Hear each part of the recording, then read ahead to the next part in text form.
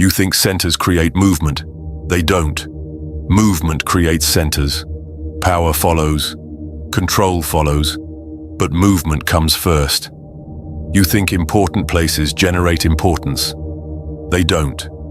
Importance accumulates where movement concentrates. This is ACHRONIC, a long-form documentary series about power, geography, and time.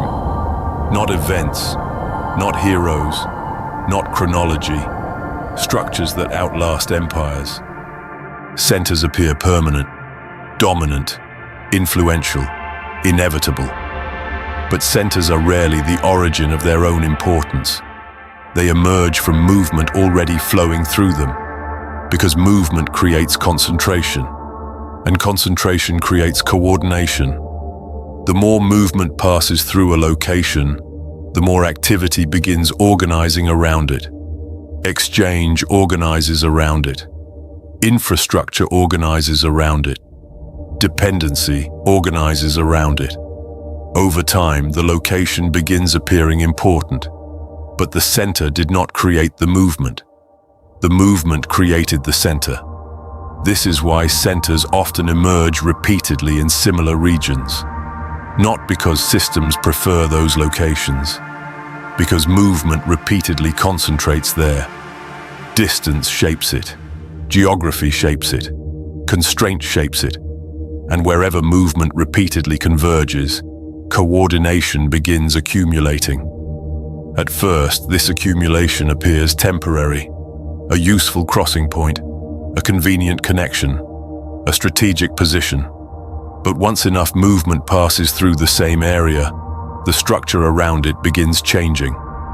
Routes multiply, dependencies increase, coordination expands, and eventually, the location becomes a center, not by design.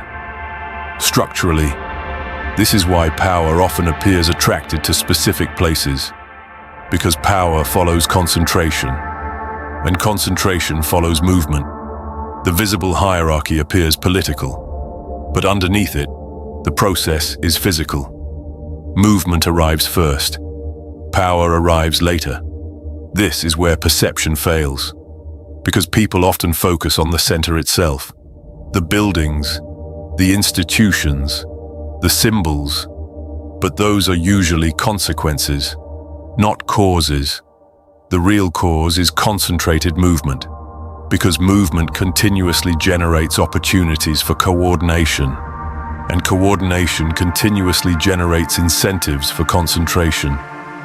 Over time, the process reinforces itself. More movement attracts more coordination. More coordination attracts more dependency. More dependency attracts more control. And eventually, the center appears self-sustaining. But self-sustaining centers are mostly an illusion, because the center remains dependent on the movement that created it. The institutions may remain visible. The infrastructure may remain visible. The symbols may remain visible. But if movement reorganizes elsewhere, the center begins losing relevance. Not immediately. Structurally. At first, the center still appears dominant. The systems remain active. The coordination continues. The map still points toward the same location. But underneath it, movement has already begun concentrating elsewhere. New corridors emerge.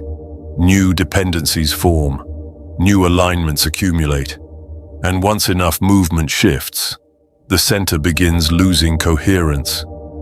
Not because the center failed, because movement left. This creates a hidden fragility inside every center, because what appears central is always dependent on movement outside itself. The center cannot force movement to remain.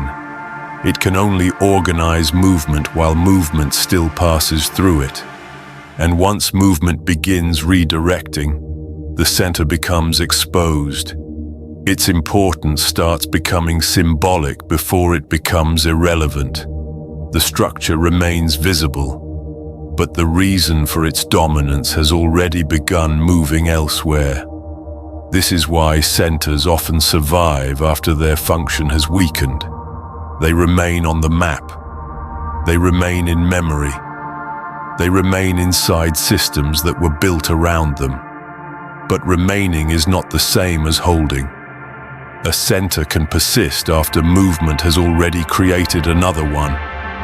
This is why new centers continuously emerge while old centers slowly decline. Not because history replaces them, because movement reorganizes itself. And wherever enough movement concentrates, coordination begins accumulating again. Dependency follows, control follows, power follows, but movement arrives first. Always. Because centers are not the source of movement. They are its consequence. And wherever movement concentrates long enough, new centers begin forming around it.